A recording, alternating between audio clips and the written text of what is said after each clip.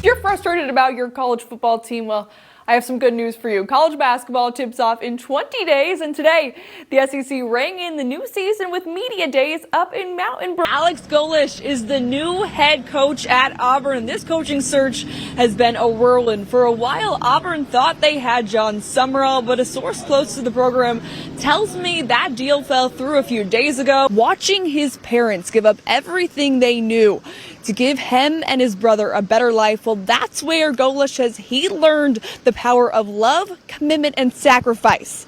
And 34 years later, Golesh is taking those same lessons as he takes over the Auburn football program. Florida fans loved how fired up you were during your introductory press conference. Don't you like this 24/7?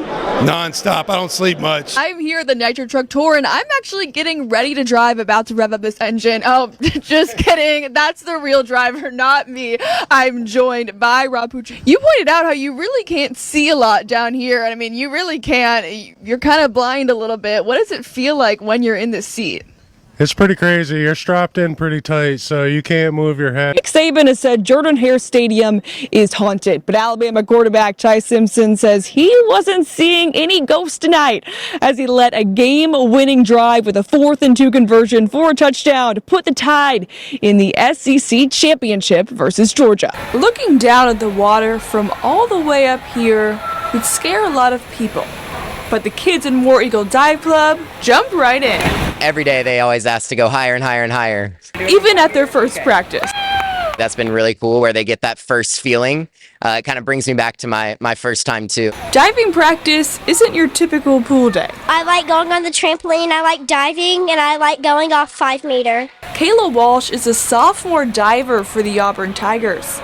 As an assistant coach, she enjoys seeing the fearlessness of these kids, some as young as 5 years old. It's fun for me because I get up there and I have a lot of fear because I've grown up and I've developed like the sense of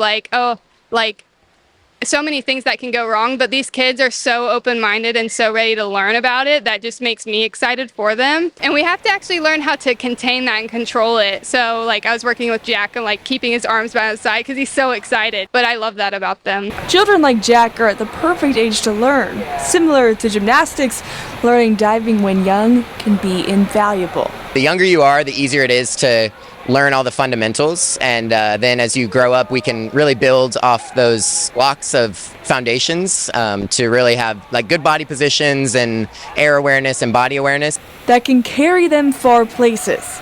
As War Eagle Club divers train, they see lists of record holders and Olympians. So it always is like a conversation with them. Like they just can look around here and just be like, oh, maybe I can do that one day, you know, and that creates this like dream for them. It makes me want to go all the way to the Olympics. Of course, even with the 2032 Olympics in mind, fear can still creep in. And thankfully, diving can be done from the side of the pool. And so we start them really low, really basic, and you kind of like gain that trust with them. We work on that mental toughness with them, and they can use that in the real world too. Because being brave isn't about never being scared. It's about doing the things that scare you. When you go on that diving board, are you ever scared? No, not always, but sometimes. How do you get over it if you're scared? I just close my eyes and jump. My wife came out earlier. She cried about 6 times seeing all of it. It's emotional, and I've just got done telling the girls when I got a chance to visit with all of them, why do we want to do this? Well, it's simple. This is a global sport that's growing, and we want to do our part to serve this great game, serve this great state and this community, to allow our girls to have a path at this game and what it's done for me in my life. This camp comes at a good time. Girls high school flag football is the fastest growing sport in the state of Alabama. When I was a little kid, I used to always like playing football, especially with boys, so it's different now playing with girls. This is my first time doing flag football, and all the girls, they nice. They very respectful. If I'm doing something wrong, they'll tell me. And they cheer each other on in the weight room and on a D1 football field, learning from some of the best in the game. Just told them like they can be Olympians if they wanted to travel this game all the way to that.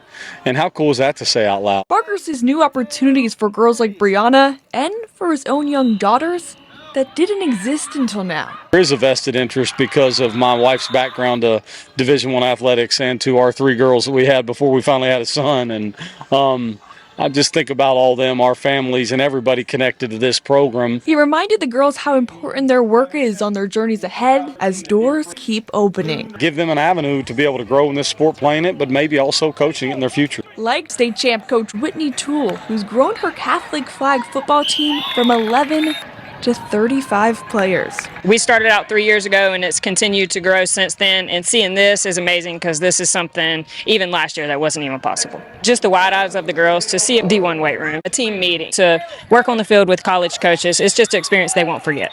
As they grind out reps, catch touchdowns, and celebrate together. In Troy, Julianna Reichenbach, Action 8 Sports. There's the guy at the net. John is like 150 miles per hour most all the time. One of the best debate students in the country. Very sporadic would probably be the word. I'm kind of a lot to deal with. And there's the guy on the baseline. Jackson's always been on the more introverted side, but he's a bit quieter, but he's very mellow, which I like. Man of a few words, but when he speaks, it's important. Jackson and John may sound like opposites, but Coach David Bethea saw a winning formula. They were both young, and I just kind of looked at it and thought, man, these guys can stay together for 5 years.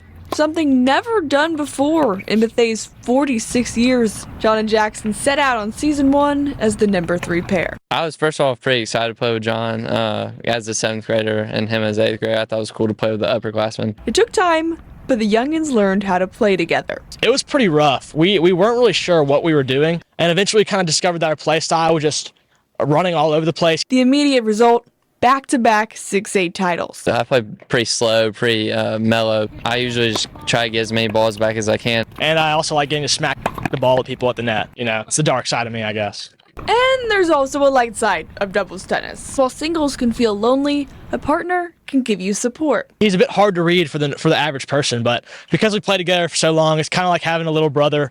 You know, I get to order him around. I mean, I'm a little hard on him sometimes at the same point. I'm being all crazy. He's kind of there to mellow me down. He doesn't really get upset, but, you know, whenever he's like, you know, more chill and we need some energy, I kind of try to bring the energy. And sometimes they don't even have to say anything. They just look at each other and they lift each other up that way. Setting an example beyond just a record. They get better playing together, but I think what it does is it helps the other guys. They watch how they play. Jackson and John are great, like coaches on the court, on practice and everything, talking to the other players about how they're playing, what mistakes they're making, how they can be better. To potentially be Jackson's second ever partner next year.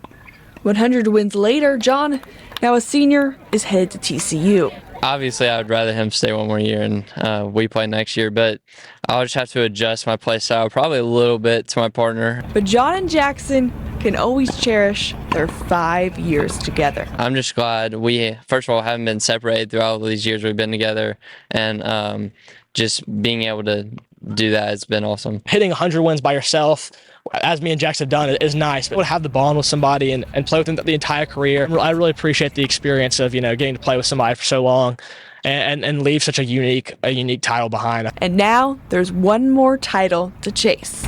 In Montgomery, Julianna Reichenbach, Action 8 Sports.